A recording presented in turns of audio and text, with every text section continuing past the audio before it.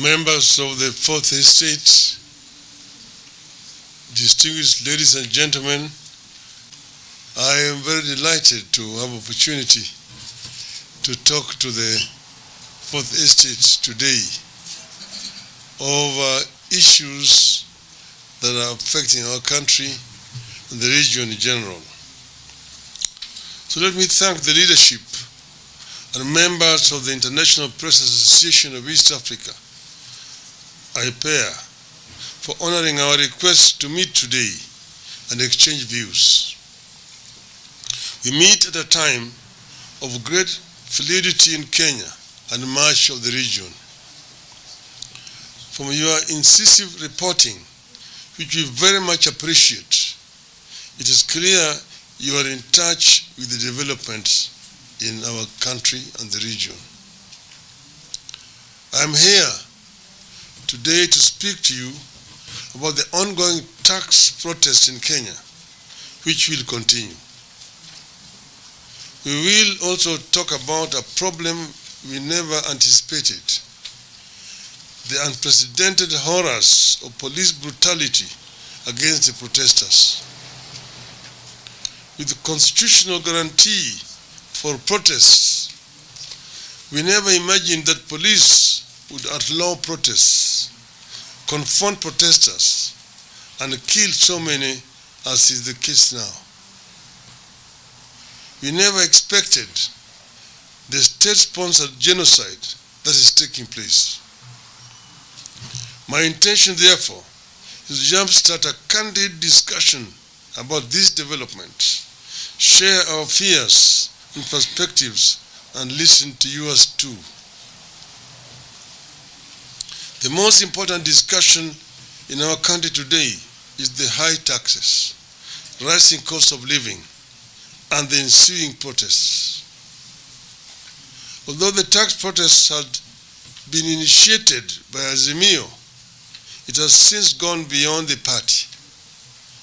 After the passage of the Finance Act, Kenyans have defied party, political and regional divides and united to resist punitive taxation and demand the lowering of the cost of basic commodities.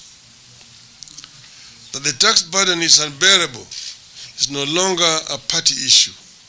It is a Kenyan issue. The response by the state to the protests has given way to something that now looks like even more ominous than the high cost of living that the protests were initially about. We are witnessing unprecedented police brutality. We are also witnessing an unprecedented phenomenon of the state resorting to armed militia to quell protests.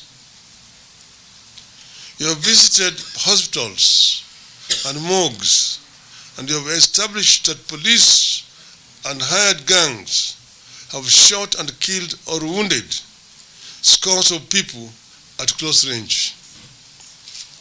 Some have been shot from the back as they fled or in a position of surrender. The shots have been aimed at the vital organs and the delicate parts of the victims, like the stomach, the spine, the heart, the chest, and the head. All the victims have been unarmed. Underscore the word unarmed. These protests were about the cost of living and excessive taxation, and they will continue as such. But we are now forced to deal with the question of policing in a supposedly democratic state like Kenya.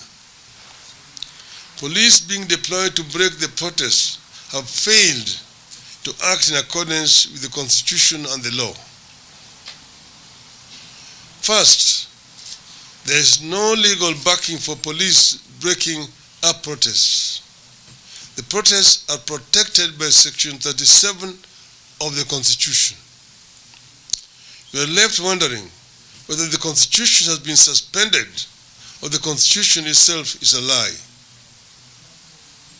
Even if we were to assume that police have a right to break up protests, which they don't have, there is no justification whatsoever for the use of live bullets against unarmed civilians. If the aim is to break up protests, then what is the justification for police to pull people out of their homes and shoot or clobber and kill them, as is happening in parts of the country, particularly in Kisumu and the slums of Nairobi? When police follow you into your house and start clobbering or shooting, what are you supposed to do? We expect security forces to carry out their duties and responsibilities with a complete impartiality and without regard to ethnicity, political persuasion, or other partisan considerations. In these protests, the police are partisan. They have ethnic formations, and they are pursuing an ethnic agenda. That is why we believe we are in the formative stages of genocide and political persecution sanctioned by the state, like happened to the Jews in Germany. The deployment of the police officers in parts of the country, including Nairobi, depicts a determination by the state to perpetuate ethnic cleansing. Going back to the Finance Act and the wider question of high taxes, the question we are struggling with as a nation is, what are the citizens supposed to do when the government ignores their feelings, views, and circumstances? In the run-up to the vote on what is now the Finance Act, polls showed that more than 90% of Kenyans rejected it. Even after MPs voted in favor of the act, polls still showed that the majority of Kenyans did not like it. But the executive proceeded and imposed punitive taxes. We are aware that the rising cost of living is not limited to Kenya. We also know the country has debts to pay. But we know no country that responded to high cost of living by raising taxes the way Kenya did. Nearly all other countries embrace policies that ease the pain. Kenya embraced policies that worsened the pain. And I'm talking to you as somebody who has run a government. The government had the option to request for debt relief in the form of highly concessional rescheduling of external and domestic public debt, including the debt owed to China.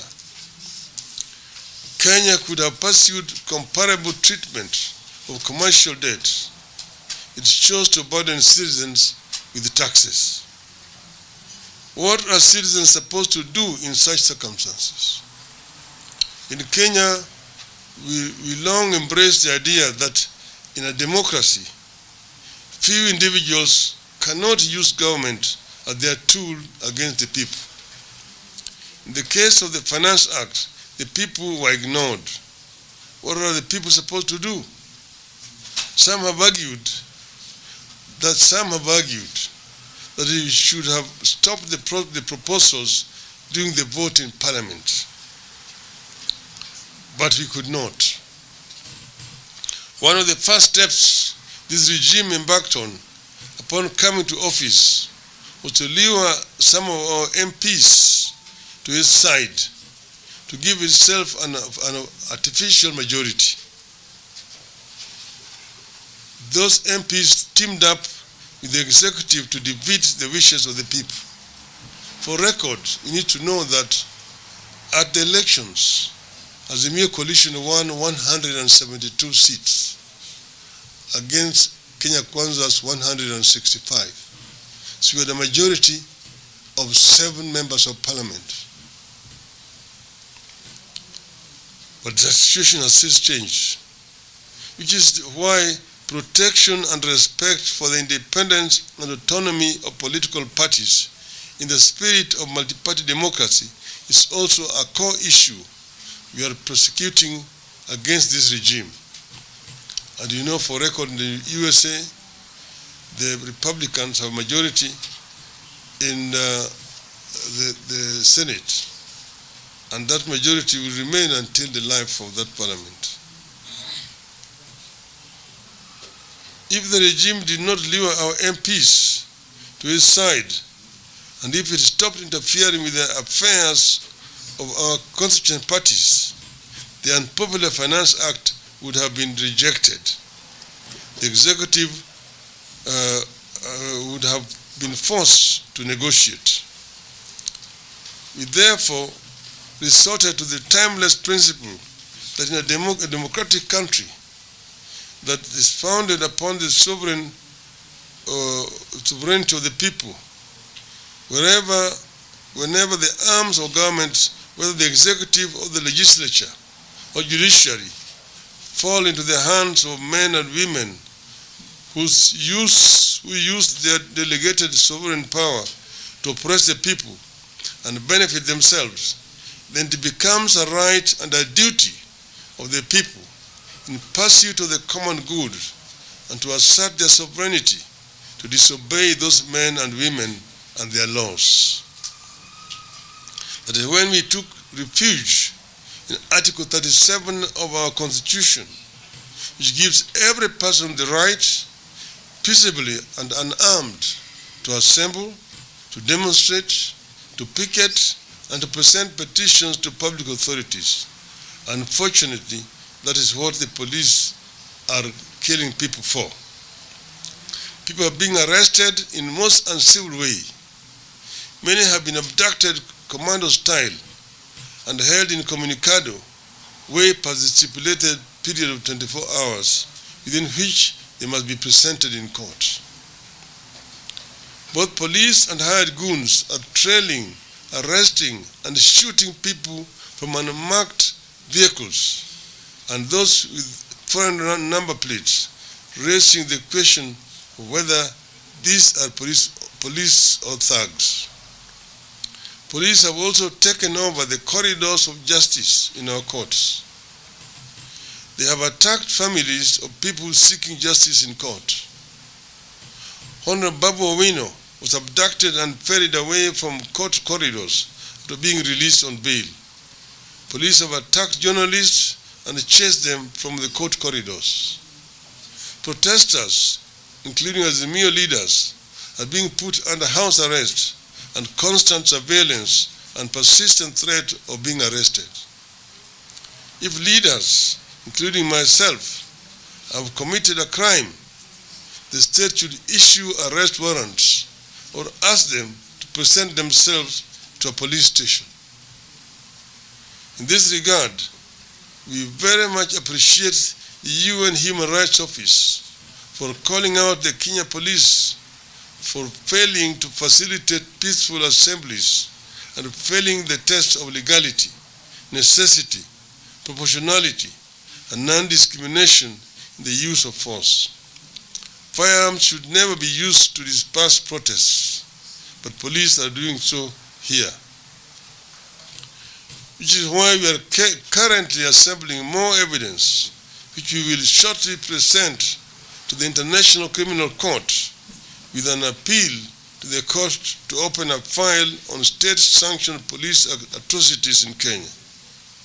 You have also seen constant verbal attacks on President Uhuru Kenyatta, the fourth president of the Republic of Kenya, with the withdrawal of security of his mother, Mama Ngina Kenyatta, the attack on his son Jomo by uniformed people claiming to be police, and the attack and vandalization of the Kenyatta family Northland farms, and also the company of yours truly. These developments are alien to this country. As a country, we adopted an unwritten rule that for the sake of stability and dignity of our nation, we shall as much as possible let the retired president live in peace. We left President Moi and President Kibaki in peace. Appreciate the good they did and learn from their mistakes. This is pretty much the case in virtually all countries, unless a retired president is actively involved in undermining the state. The developments here are therefore very worrying. I fear for my country. I have lived in a dictatorship before. I fear a new dictatorship is taking roots here, and our work is cut out for us. We therefore see this as a time of great fluidity for Kenya and the region. If Kenya goes off the rails, it will take down with it huge chunks of the East African community, the Horn, and the Great Lakes region. We feel it is important to keep the world well informed of these developments. We need the understanding of the world in our endeavors to ensure a peaceful and prosperous future in this region. We have long prided ourselves as the buffer for democracy, the anchor state, and the biggest economy in this region. These features are under serious threat. Because of high taxes, weak currency, high cost of power, corruption, and nepotism, investors are fleeing and our currency is forever falling. Ethnic division and tensions are building up, especially after the regime declared that the country is a company limited by shares, pegged on how one voted. That policy is actually being implemented, which is why only one ethnic community is being hired to strategic positions in the public service. That's why we are prosecuting the need for inclusivity. As things stand, I fear we are marching down a very slippery path. Even on matters in which we were absolutely clear and they were seen to be providing leadership, we are beginning to fumble and send mixed signals. Take the case of climate change. Kenya has been a clear leader here, investing in clean green growth and raising forest cover. Now the country is busy clearing its forests, while at the same time hosting climate change negotiations and accusing the international community of failing to provide funds to mitigate climate change. On matters of critical significance to global community like the climate change, food security, and Russia-Ukraine war, we have become entirely transactional. No ideology, no policy, just transactions. As a country, we are paying a steep price for the Russia-Ukraine war. When Russia invaded Ukraine, Kenya took a principled stand at the UN that won international applause. We supported multilateralism against unilateralism. We rejected expansionist tendencies and the use of force in settling disputes. We also rejected any new forms of domination and oppression. That clarity no longer exists. Today, we act with little regard for multilateralism and global opinion. We are in Belarus, Russia, Iran, and the Middle East. That is hardly a way to run a country. We know where all these knee-jerk reactions and reincarnation of dictatorship is coming from. We have a regime that suffers legitimacy deficit. We believe the current administration rigged itself into power and does not enjoy popular mandate. To put this matter of legitimacy to rest, we have been pushing for the complete audit of the 2022 elections. As a party, we believe the machinations that sneaked Kenya Kwanza into power are the reason behind the regime's determination to single-handedly reconstitute the Independent Electoral Boundaries Commission, IEBC, an attempt we are vehemently opposed to. We believe that in the absence of a professional audit of the 2022 elections and a bipartisan reconstitution of the IEBC, the results of the 2027 elections is a foregone conclusion. This is the struggle we are currently engaged in as a party. It is the struggle we wish the world to understand us clearly on. We believe Kenya is on a wrong path and that could impact many countries in the region and lead to a major instability. As patriots, we are doing our best to stop the slide.